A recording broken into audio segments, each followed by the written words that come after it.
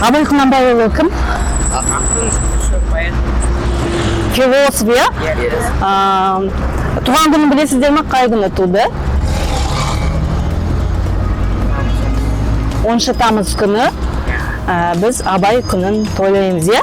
Ұн тапай мақтанба, орын тапай баптанба, құмарланым шаттанба, ойна босқа көруге, без нәрседен қашық бол, без нәрсеге асық бол, адам болам десеңіз, төлеуін өмірдің алдында, оған қайғы жесеңіз.